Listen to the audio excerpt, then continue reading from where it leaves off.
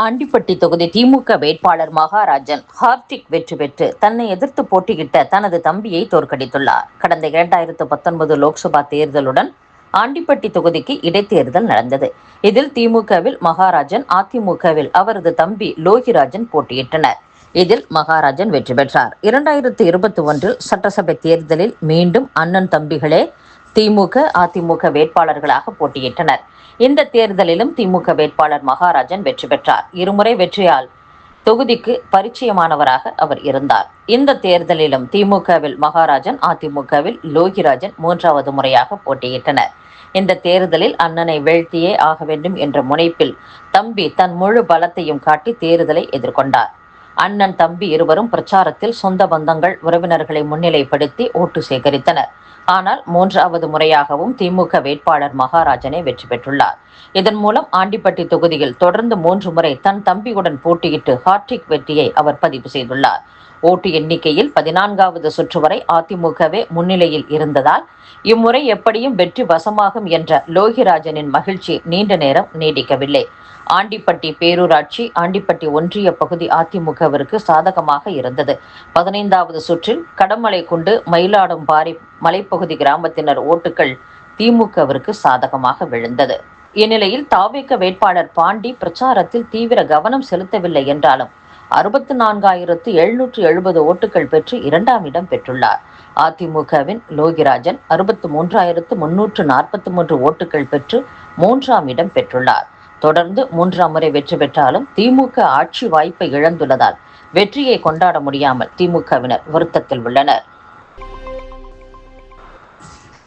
தாவேக தலைவரை நல்லாட்சி நாயகனாக இயற்கையாக கொடுக்கப்பட்ட வரமாக கருதுகிறேன் என்று அக்கட்சியின் கோபி வேட்பாளர் செங்கோட்டையன் கூறியுள்ளார்.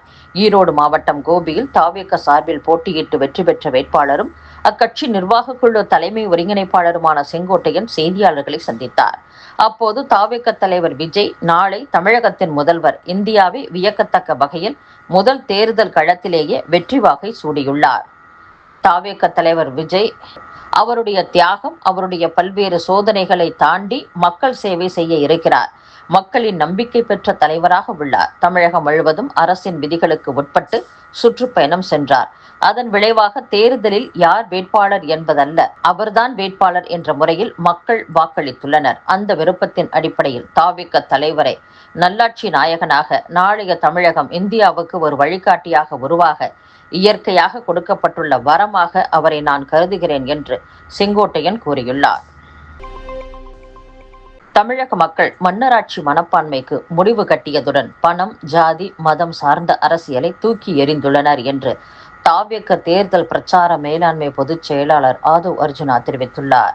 சென்னை வில்லிவாக்கம் தொகுதியில் வெற்றி பெற்ற பின் செய்தியாளர்களை சந்தித்த ஆதவ் அர்ஜுனா, கரூரில் எங்கள் குடும்பத்தைச் சேர்ந்த 41 பேர் உயிரிழந்தனர். இதன் பின்னணியில் யார் இருந்தனர், எங்கள் கட்சி தலைவருக்கு எதிராக யார் சதி செய்தனர் என்பது மக்களுக்கு நன்கு தெரியும். திமுகவின் குடும்ப ஊழல் ஆட்சி, மன்னராட்சி மனப்பான்மைக்கு மக்கள் தக்க பாடம் புகட்டியுள்ளனர். எங்கள் கட்சி தலைவர் பெரம்பூரில் தேர்தல் பிரச்சாரம் செய்துவிட்டு கொளத்தூர் செல்ல இருந்தார். ஆனால் காவல்துறையினர் வாயிலாக நெருக்கடி கொடுத்து பிரச்சாரத்தை ரத்து செய்ய வைத்தனர். எங்கள் தலைவர் பிரச்சாரம் செய்ய எவ்வளவு நெருக்கடி கொடுத்தனர் என்பதை மக்கள் அறிவர். திமுக தலைவர் ஸ்டாலின் தன் தொகுதி மக்களுக்கு கொடுத்த வாக்குறுதியை கூட நிறைவேற்றவில்லை. அதனால் அவர் படுதோல்வி அடைந்து விட்டார். தமிழக மக்கள் இந்த தேர்தலில் பணம், ஜாதி, மதம் சார்ந்த அரசியலை தூக்கி எறிந்துள்ளனர். மக்கள் பணத்தை வாங்கி கொண்டு ஓட்டு போடுவர் என்ற குற்றச்சாட்டை அடித்து நொறுக்கி உள்ளனர். தமிழக மக்கள், பெண்கள், இளைஞர்கள் என எல்லோரும் எங்கள் தலைவரை தம்பியாக, அண்ணனாக, மகனாக ஏற்றுக்கொண்டு வாக்களித்துள்ளனர். குடும்ப நாடக ஊழல் ஆட்சியை தூக்கி எறிந்து புதிய ஆட்சியை மலர வைத்துள்ளனர். தமிழகத்தில் 50 ஆண்டுகளுக்கு மேலாக கோலோச்சிய கட்சிகளை மண்ணை கவ வைத்து புதிய வரலாறு எழுதியுள்ளார். எங்கள் வெற்றியை கரூரில் உயிரிழந்த எங்கள் குடும்பத்தைச் சேர்ந்தவர்களுக்கும் தமிழக மக்கள் எல்லோருக்கும் சமர்ப்பிக்கிறோம் என்று ஆதவ் அர்ஜுனா கூறியுள்ளார். திருநெல்வேலி தொகுதியில் இருந்து விருதுநகர் மாவட்டம் சாத்தூர் தொகுதிக்கு மாறிய பாஜக மாநில தலைவர் நயினார் நாகேந்திரன் சசிகலா கட்சி வேட்பாளரால் அதிர்ச்சி தோல்வியடைந்துள்ளார். கடந்த 2021 சட்டசபை தேர்தலில் பாஜக வேட்பாளர் பட்டியல் அறிவிக்கும் முன்பே திருநெல்வேலி தொகுதியில் வேட்புமனு தாக்கல் செய்தவர் நயினார் நாகேந்திரன். அந்த அளவுக்கு திருநெல்வேலி தொகுதிக்கு பரிச்சயமும் மக்கள் ஆதரவும் மிக்கவர். போட்டியிட்டு எம்எல்ஏவும் ஆகிவிட்டார். இந்த முறை சாத்தூர் தொகுதியை தேர்வு செய்தார் அவர். இவருக்கு ஆதரவாக பாஜக தலைவர் நிதின் நபீன், முன்னாள் மாநில தலைவர் அண்ணாமலை என பலரும் பிரச்சாரம் செய்தனர். இருப்பினும் திமுக வேட்பாளர் கடற்கரை ராஜிடம் அவர் தோற்றுவிட்டார். இடைப்பட்ட சுற்றுகளில் முன்னிலை வகித்தாலும் 18வது சுற்றுகளுக்கு பின் தொடர்ந்து பின்னடைவை சந்தித்து தோற்றுள்ளார்.